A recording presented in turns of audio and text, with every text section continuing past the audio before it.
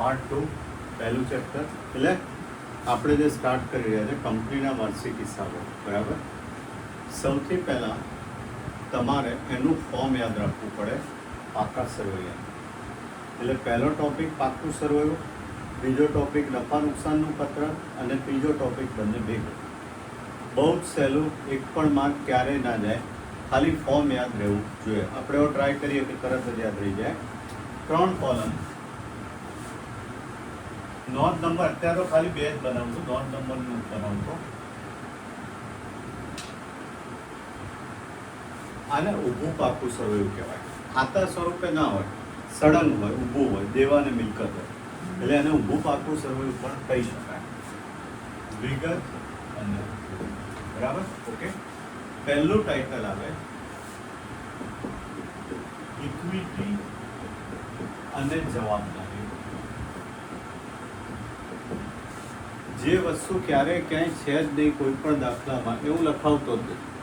In fact અમુક વસ્તુ તો એવી પાકા સર્વેમાં હાઇલાઇટ કરી છે કે જે કોલેજ લેવલે બી નથી આવતી, એમાં પડવાની જરૂર નથી. બહુ શોર્ટ આઉટ કરીને લખાવું છું.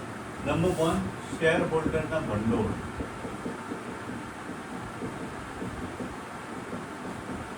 પહેલા એકવાર હું લખું છું, પછી આ બધા જ કોન્સેપ્ટ સમજાવું છું. એમાં પહેલું શેર મૂડી, અનામત અને બનાવટ.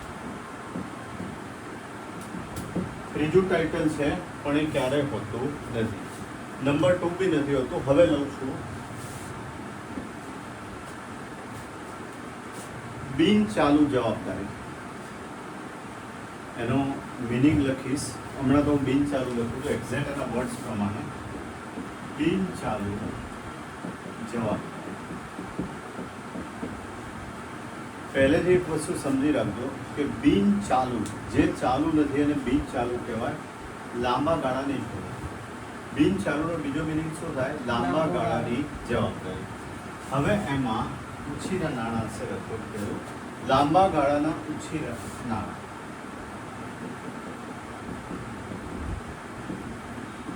અને એને હજી સહેલું બનાવવું હોય તો લોન. લાંબા ગાળાની લોન. આમ તો લાંબો ગાળો, ટૂંકો ગાળો એણે કીધું જ હોય. કંઈ ના કીધું હોય તો બધી જ લોન લાંબા ગાળાની જ હોય. ટૂંકા ગાળાની હશે તો કીધું હશે 1 વર્ષ માટે કે ટૂંકા ગાળાની, બાકી બધી જ લોન લાંબા ગાળાની હોય. જોકે હું સમજૂતી લખાવું છું પછી.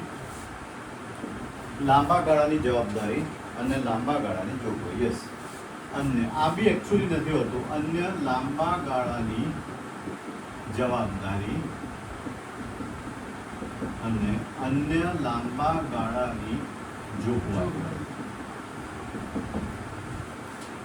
એવી રીતે આપણે ટ્રાય કરીએ છીએ કે તમને ગોખવું ના પડે, સમજીને આવડી જાય.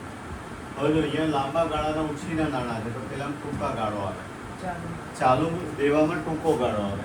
અહીંયા લાંબા ગાળાની જવાબદારી એના બદલે ટૂંકા ગાળાની આવે. અહીંયા લાંબા ગાળાની જોગવાઈ એના બદલે ટૂંકા ગાળાની.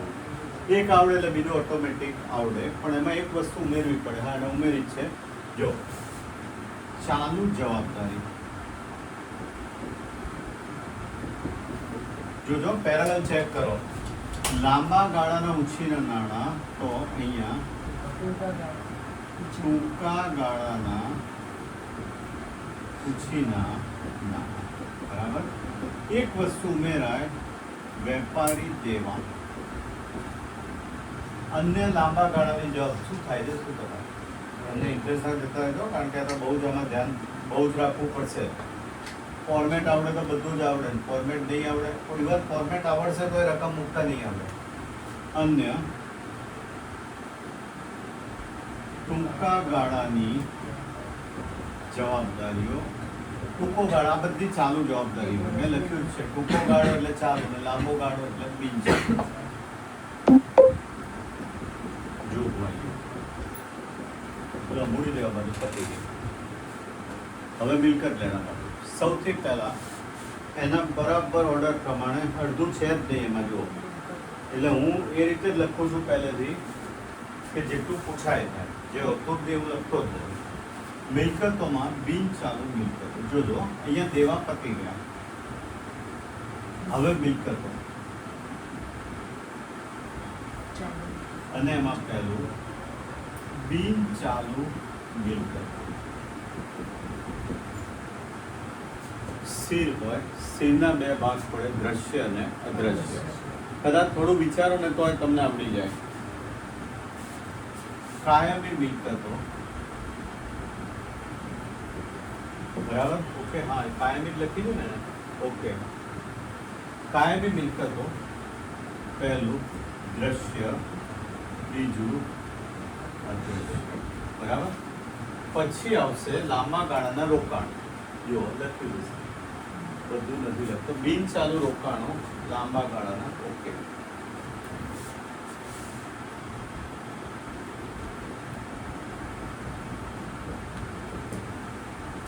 લાંબા ગાળાના લોન અને ધિરાણ,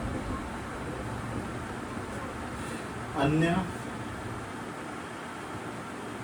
બિન ચાલુ મિલકત. બિન ચાલુનું કામ પતી ગયું. હવે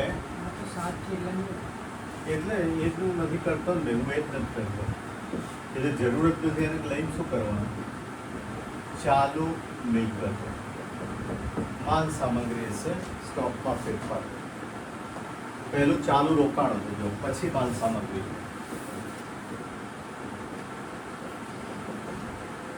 માલ સામગ્રી વેપારી લેણા છે, એનો ઓર્ડર હું રાખું તો વેપારી લેણા.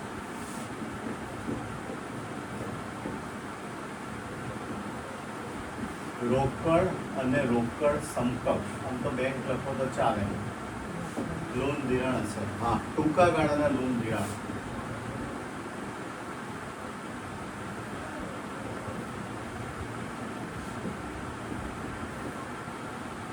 અન્ય ચાલુ મિલકતો. આની ઉપર લગભગ 3 ચેપ્ટર છે. એક તો પત્રકોનું વિશ્લેષણ અને અર્થઘટન છે, અને ત્રીજું ગુણોત્તરો. ગુણોત્તરમાં એટલો ઉપયોગ નહીં હોય, પણ આ આવડે એટલે લગભગ તમારા 20 માર્ક ક્લિયર. 20 mark clear. આમ તો લખવું પડે, પણ હવે લખવું જ પડશે. નહીં ચાલે. પોઝ કરી દો થોડી વાર, પછી એની સમજૂતી લખાવો.